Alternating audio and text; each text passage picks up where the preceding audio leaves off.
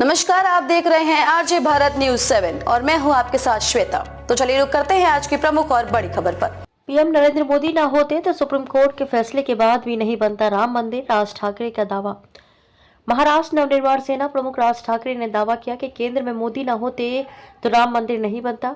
न्यायालय के आदेश के बाद भी राम मंदिर का निर्माण नहीं हो पाता। राज ने अपनी पार्टी के नेताओं और कार्यकर्ताओं से दो टूक शब्दों में कहा कि जो लोग मेरी भूमिका से सहमत नहीं हैं, वे निर्णय लेने के लिए स्वतंत्र हैं। राज ठाकरे ने यह संवाददाताओं से कहा कि मनसे नेताओं की एक सूची तैयार करेगी जिनसे महायुति गठबंधन के नेता चुनावी समन्वय के लिए संपर्क कर सकते हैं।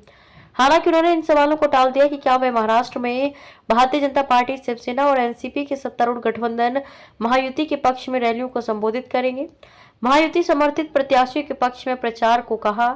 दरअसल गुड़ी पड़वा के दिन राज ठाकरे ने शिवाजी पार्क से लोकसभा चुनाव में बिना शर्त मोदी को समर्थन देने की घोषणा की थी। राज ठाकरे के इस निर्णय से कुछ कार्यकर्ताओं की पार्टी छोड़ने की खबर आई थी, जिसके बाद उन्होंने शनिवार को अपनी पार्टी के नेताओं और पदाधिकारियों के साथ बैठक की और उन्हें महायुति समर्थित प्रत्याशियों के पक्ष में प्रचार करने का निर्देश दिया।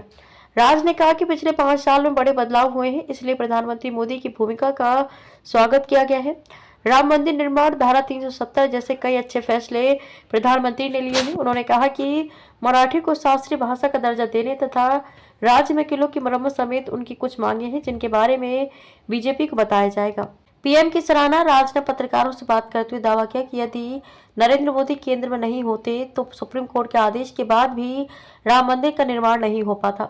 आज भी ये पेंडिंग ही रहता। उद्धव ठाकरे का नाम लिए बिना राज ने कहा कि उनकी आंखों में पीलिया हो गया है, मोदी ना होते तो नहीं बनता मंदिर।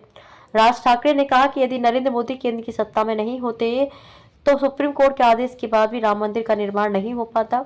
ये लंबित मुद्दा बना रहता है। नवंबर 2019 में एक ऐतिहासिक फैसले में उच्चतम न्यायालय ने अयोध्या में विवादित स्थल पर राम मंदिर के निर्माण की कानूनी बाधा दूर कर दी थी। इस साल 22 जनवरी को राम मंदिर में प्रतिष्ठा समारोह हुआ। राज ठाकरे ने कहा कि राम मंदिर के निर्माण का मामला 1992 से लंबित था, जब विवादित ढांचा गिराया गया था। बीजेपी के समर्थन पर सफाई। बीजेपी को मनसे के समर्थन पर सफाई देते हुए उन्होंने कहा कि कुछ ऐसी अच्छी बातें हैं जिनकी सराहना करने की जरूरत है। एक तरफ एक अक्षम नेतृत्व है और दूसरी तरफ मजबूत नेतृत्व है, इसलिए हमने नेतृत्व मोदी का समर्थन करने के बारे में सोचा।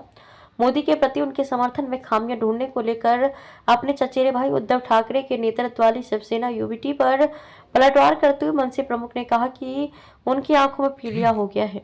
मराठी को शास्त्रीय भाषा का दर्जा देने की मांग। राज ठाकरे ने कहा कि मराठी को शास्त्रीय भाषा का दर्जा देने तथा राज्य में किलों की मरम्मत समेत महाराष्ट्र को लेकर उनकी कुछ मांगे हैं, जिनके बारे में बीजेपी को बताया जाएगा।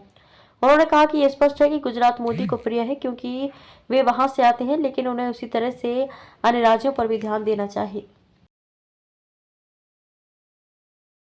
खबरों में अब तक के लिए बस इतना ही।